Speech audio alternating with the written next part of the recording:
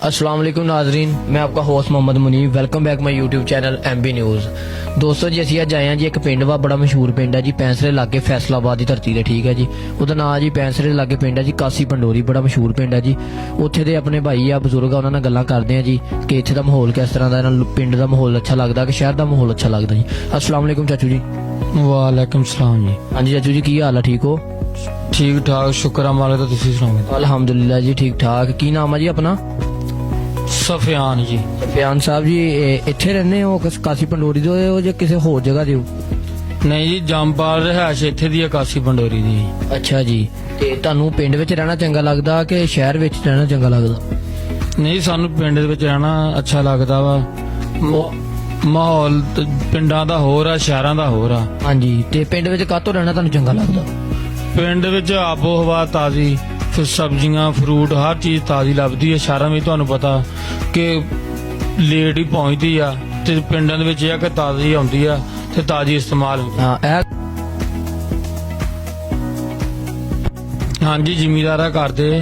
ਫੇਰ ਗੱਲ ਠੀਕ ਹੈ। ਫਿਰ ਘੇ ਛੇ ਵੀ ਹੁਣ ਆਪਾਂ ਖਾਣੇ ਹੋਣੇ ਸਾਰਾ। हाँ जी, रब दा शुक्र आ। ਸ਼ਹਿਰ ਸ਼ੂਰ ਵਿੱਚੋਂ ਭਲਾ ਛੇ ਨਹੀਂ ਲੱਭਦੇ ਹੈਗੀ।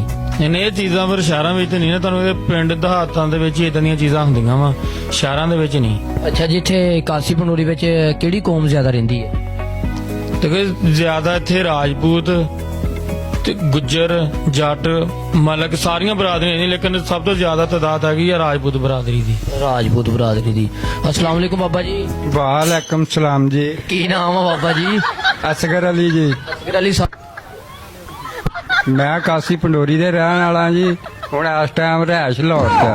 ਲਾਹੌਰ ਚ ਆ, ਲੇਕਿਨ ਲਾਹੌਰ ਛੱਡ ਕੇ ਇੰਨਾ ਖੂਬਸੂਰਤ ਸ਼ਹਿਰ ਛੱਡ ਕੇ ਤੁਸੀਂ ਇੱਥੇ ਆਏ ਜੀ ਫੈਸਲਾਬਾਦ ਕਾਸੀ ਪੰਡੋਰੀ ਚ। ਲਾਹੌਰ ਚੰਗਾ ਨਹੀਂ?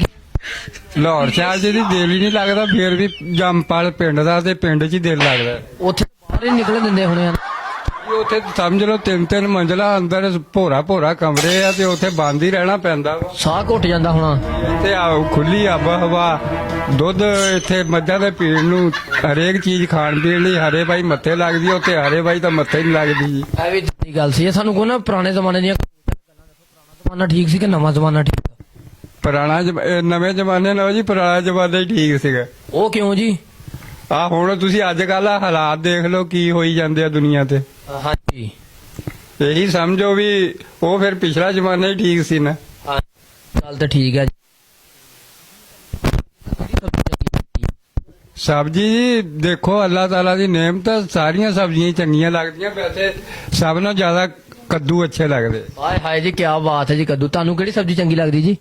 ਸਬਜ਼ੀਆਂ ਸਾਰੀਆਂ ਚੰਗੀਆਂ ਵਾ ਮਾਸ਼ਾਅੱਲਾ, ਲੇਕਿਨ ਇੱਕ ਬੰਦੇ ਦੀ ਖੂਬਸੂਰਤ ਹੁੰਦੀ ਕਿ ਜੀ ਆ ਮੇਰਾ ਟੇਸਟੀ ਹੈ ਜੀ, ਮੈਂ ਇਹੀ ਖਾਣੀ ਹੈ। ਦੇਖੋ ਜੀ, ਸਬਜ਼ੀਆਂ ਜਿਹੜੀ ਚੀਜ਼ ਆ ਨਿਯਮਤ ਆ ਰੱਬ ਦੀ, ਹਰ ਚੀਜ਼ ਰੱਬ ਨੇ ਜਿਹੜੀ ਚੀਜ਼ ਬਣਾਈ ਆ ਅੱਛੀ ਬਣਾਈਆਂ, ਤੇ ਲੇਕਿਨ ਸਬਜ਼ੀਆਂ ਆਪਾਂ ਸਾਰੀਆਂ ਸ਼ੌਕ ਨਾਲ ਹੀ ਖਾ ਲਈਦੀਆਂ। ਨਹੀਂ ਜੀ, ਇਸ ਗੱਲੋਂ ਰੱਬ ਦਾ ਸ਼ੁਕਰ ਆ ਕਿ ਬੜੇ ਅੱਛੇ ਮਾਹੌਲ ਦੇ ਵਿੱਚ ਅਸੀਂ ਰਹਿ ਰਹੇ ਆ। ਸਲੂਕ ਇਤਫਾਕ ਬਹੁਤ ਆ, ਕੋਈ ਲੜਾਈ ਝਗੜੇ ਨਹੀਂ ਜ਼ਿਆਦਾ ਹੈਗੇ ਜਿੱਦਾਂ ਦੂਸਰੇ ਆਮ ਦਿਹਾਤਾਂ ਦੇ ਵਿੱਚ ਹੁੰਦੇ ਆ ਨਾ, ਉਹ ਚੀਜ਼ ਇੱਥੇ ਹੈ ਨਹੀਂਗੀ। ਤੁਹਾਡੇ ਕੋਲ ਹਾਂਜੀ ਪੁੱਛੋ ਜੀ। ਉਹ ਕਿਹੜਾ ਜਾਨਵਰ ਆ ਜੀ ਜਿਹੜਾ ਆਪਣਾ ਕੰਨ ਜਿਹੜਾ ਨਾ ਜ਼ੁਬਾਨ ਨਾਲ ਸਾਫ਼ ਕਰਦਾ? ਜਰਾਫਾ। ਲੈ ਜੀ ਬਾਬਾ ਜੀ, ਇੱਕ ਹੋਰ ਤੁਹਾਡੇ ਕੋਈ ਸਵਾਲ ਫਿਰ। ਉਹ ਕਿਹੜਾ ਜੀ, ਕਿਹੜਾ ਮੁਲਕ ਆ ਜਿੱਥੇ ਸਭ ਨਾਲੋਂ ਜ਼ਿਆਦਾ ਦੰਦ ਲਿਆਂਦੇ? Japan, America, Australia, Pakistan? Japan. ਵਾਹ ਜੀ ਵਾਹ। ਅਨਪੜ੍ਹ ਆ ਜੀ ਸਾਹਿਬ, ਦੂਸਰੀ ਚ ਦੌੜ ਗਿਆ ਸੀਗਾ। ਅੱਛਾ ਜੀ, ਉਹ ਦੌੜ ਗਏ ਸੀ ਜੀ? ਉਹ ਬਾਅਦ ਜੀ ਨਹੀਂ ਸਭ ਕੁਝ ਕਹਿੰਦਾ ਉਹਦਾ ਜੀ ਦੌੜ ਗਿਆ। ਫਿਰ ਤੁਸੀਂ ਲੱਗ ਉਹ ਜਿੱਦਾਂ ਤੁਸੀਂ ਸਵਾਲ ਦੱਸਣੇ ਪੜ੍ਹੇ ਲਿਖੇ ਨਹੀਂ ਹੈਗੇ ਅਨਪੜ੍ਹ ਹਾਰ ਗਈ ਹੈ।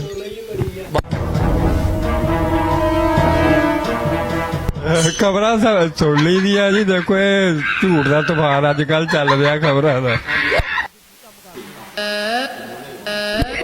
ਉਦੋਂ ਪਹਿਲੇ ਲੂਮਾਂ ਦਾ ਕੰਮ ਕਰਦਾ ਸੀ। ਅੱਛਾ, ਹੁਣ ਸਮਝ ਲਓ ਵੀ ਹੁਣ ਤੇ ਵਿਹਲੇ ਹੀ ਆ। ਕੰਮ ਕੁਮ ਮਾੜਾ ਮੋਟਾ ਕਰ ਲਈਦਾ, ਦੁਕਾਨ ਸ਼ਕਾਨ ਸੀ ਉਹ ਬਸ ਹੁਣ ਛੱਡ ਦਿੱਤੀ ਹੈ। ਹੁਣ ਕੋਈ ਕੰਮ ਸ਼ੁਰੂ ਕਰਾਂਗੇ।